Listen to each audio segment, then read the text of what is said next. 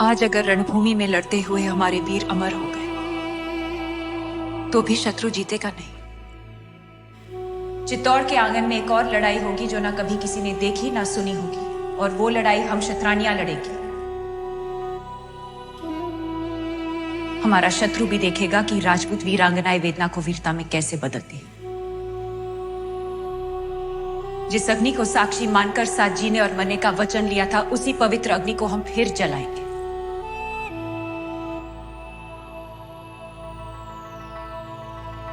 सौंप देंगे अपने आप को उस आग में और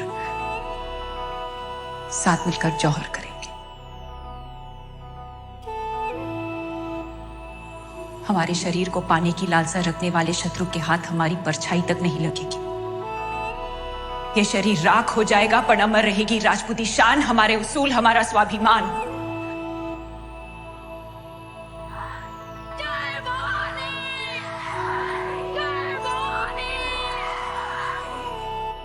वर्तमान का अतीत में समाहित होकर भविष्य में उजागर होना ही इतिहास है।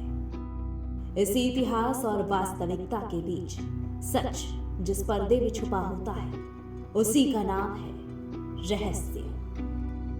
आज रहस्य की इस कड़ी में जानेंगे भारत के इतिहास से जुड़े उस पन्ने के बारे में जो लिखा गया है उन अनगिनत वीरांगनाओं के रक्त से, जिन्होंने अपने सम्मान और स्वाभिमान के लिए स्वयं को पवित्र अग्नि में होम कर दिया। जानेंगे इतिहास के उस अनछुए रहस्य के बारे में भी, जिसमें न जाने कितने रणबांकुरों ने अपनी जान की हरगिज परवाह न करते हुए दुश्मनों को भयानक मौत की नींद सुला दिया। बात करेंगे जौहर और शाका। जरा सोच कर देखिए, एक अग्निकुंड की धधकती ज्वाला में कई स्त्रियां नवविवाहिताओं की तरह तैयार होकर अपनी आन और आत्मसम्मान की रक्षा के लिए एक साथ जिंदा स्वयं को अग्नि को समर्पित कर देती है। इतना महान बलिदान देते वक्त भी न चेहरे पर कोई शिकन, न एक बार भी पीछे हटने की चेष्टा। बस मन में स्वाभिमान के साथ पवित्र अग्नि में खुद को होम कर दुश्मनों के दुष्ट इरादों से अपने गौरव और आत्मरक्षा करने का साहस, और चेहरे पर आत्मसम्मान की दमक। ये है जौहर। जौहर का जिक्र ज्यादातर हिंदू राजपूतों के गौरवशाली इतिहास में मिलता है।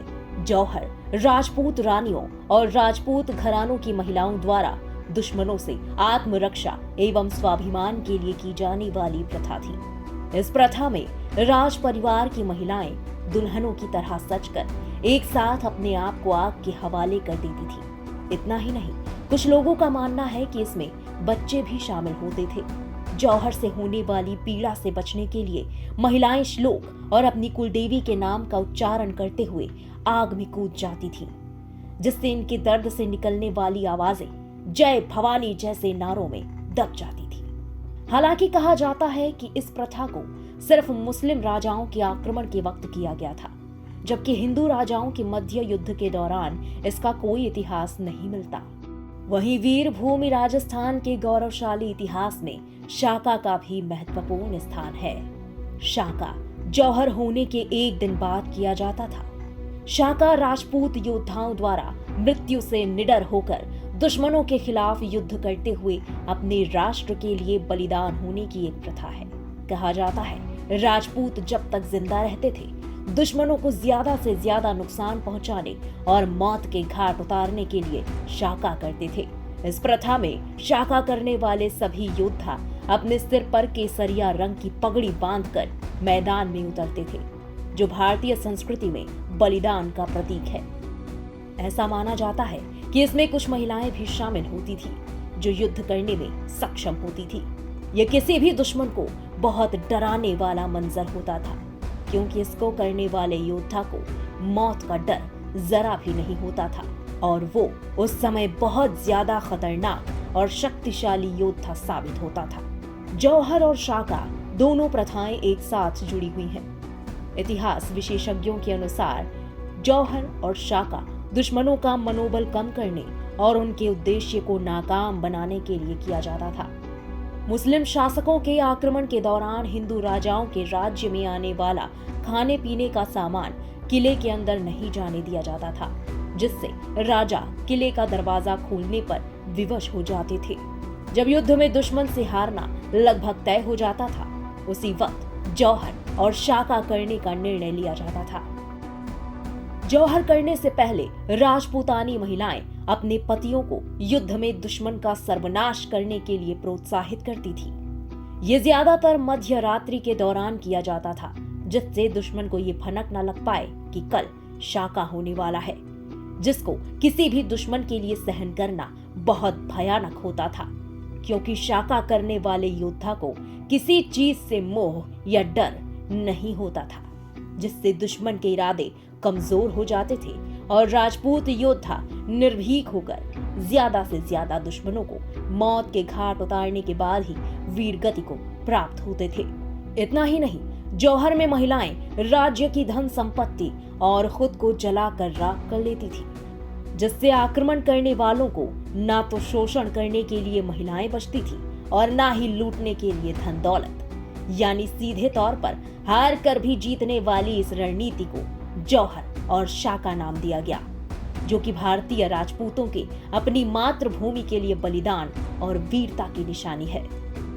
बात करें जौहर और शाका के इतिहास की, तो भारत में सबसे पहले जौहर अलेक्जेंडर के समय 336 और 323 ईसा पूर्व के बीच में किया गया था।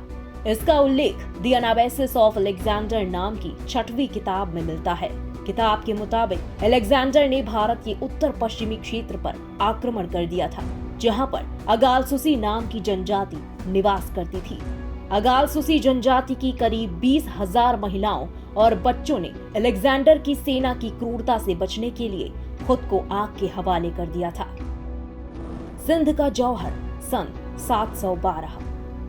मोहम्मद बिन कासिम ने सन 712 में वर्तमान में पाकिस्तान के सिंध में आक्रमण किया था। उस वक्त वहां राजा दाहिर का शासन था। कासिम ने 4 बार आक्रमण किया, वो चौथी बार में सफल भी हुआ। राजा के मरने के बाद वहां की महिलाओं ने और रानी ने कई महीनों तक युद्ध किया, लेकिन आखिर में बिन कासिम की अत्याचार और जबरन धर्म परिवर्तन से बचने के लिए उन्होंने जौहर किया। रणथंभौर का जौहर सन 1301। रणथंभौर किले के जौहर से जुड़ी जानकारी दिल्ली सल्तनत के सुल्तान अलाउद्दीन खिलजी के दरबारी अमीर खुसरो द्वारा फारसी भाषा में लिखी गई एक किताब में मिलती है। 1301 में सुल्तान अलाउद्दीन खिलजी ने रणथंभौर किले पर हमला कर दिया था। राजा हमीर देव बहुत प्रभावशाली और बहादुर राजा थे। उन्होंने खिलजी की सेना को लौटने पर मजबूर कर दिया था, लेकिन अलाउद्दीन ने झूठी दोस्ती वाले प्रस्ताव और छल कपट से उस किले के राजा हमीर देव को हरा दिया। उसके बाद उनके मंत्री ने जौहर और शाका करने की सलाह दी और उनकी पत्नी, बेटियों और अन्य रिश्तेदारों ने जौहर किया। चित्तौड़गढ़ का पहला जौहर सन 1303। चित्तौड़गढ़ का पहला जौहर रानी पद्मावती के द्वारा अपने राज्य की महिलाओं के साथ किया गया था। रानी पद्मिनी के द्वारा ये जौहर सन 1303 में दिल्ली सल्तनत के सुल्तान अलाउद्दीन के आक्रमण के वक्त किया गया था। उस वक्त चित्तौड़गढ़ के राजा रावल रतन सिंह थे। खिलजी ने धोखा दिया और किले पर आक्रमण कर दिया। सेना के हारने के आसार को देखते हुए राजपूत रानी पद्मिनी ने जौहर किया था। इसका जिक्र मलिक मोहम्मद जायसी की बहुचर्चित रचना पद्मावत में मिलता है, जो कि लगभग 200 साल बाद लिखी गई थी। उत्तरी कर्नाटक में जौहर सन 1327। दिल्ली सल्तनत के सुल्तान मोहम्मद बिन तुगलक की सेनाओं द्वारा सन 1327 में कंपिली राज्य में किए गए हमले में हिंदू सेना की हार हुई, जिसके फलस्वरूप उत्तरी कर्नाटक के कंपिली राज्य की हिंदू महिलाओं ने अत्याचार और दुर्व्यवहार से बचने के लिए भारी संख्या में जौहर किया था। रानी कर्णावती का जौहर सन 1528। राणा सांगा की पत्नी कर्णावती ने मेवाड़ और चित्तौड़गढ़ का राज्य सन 1528 में अपनी पति की मृत्यु के बाद संभाला। गुजरात के सुल्तान बहादुर शाह द्वारा चित्तौड़ पर आक्रमण किया गया। महारानी ने मदद के लिए हुमायूं को राखी भेजी, लेकिन जब तक हुमायूं मदद करने के लिए चित्तौड़ पहुंचा, तब तक बहादुर शाह किले को तहस नहस कर चुका था और रानी कर्णावती 13,000 हिंदू महिलाओं के साथ जौहर कर चुकी थी। अकबर के आक्रमण के दौरान चित्तौड़गढ़ का तीसरा जौहर सन 1568। मुगल सम्राट अकबर के वक्त चित्तौड़गढ़ में राजपूत महिलाओं द्वारा तीसरा जौहर हुआ था। अकबर की सेना ने सितंबर 1568 में चित्तौड़ के किले को घेरकर आक्रमण किया और विजय हासिल की, जिसके बाद हिंदू महिलाओं ने अपने स्वाभिमान की रक्षा के लिए जौहर का सहारा लिया, जिसके बाद राजपूत सैनिकों द्वारा शाका किया गया। चित्तौड़गढ़ में अकबर को सिर्फ राख ही मिली। राजपूतों और राजपूतानियों के इस बलिदान, वीरता, उनकी ताकत और उनकी बहादुरी को आज भी राजस्थान के पारंपरिक गीतों में गाया जाता है। ये था रहस्य राजपूतों की उस गौरवशाली गाथा का, जिसका उल्लेख भारतीय इतिहास के पन्नों में अमर है। ये था रहस्य जौहर और शाका का।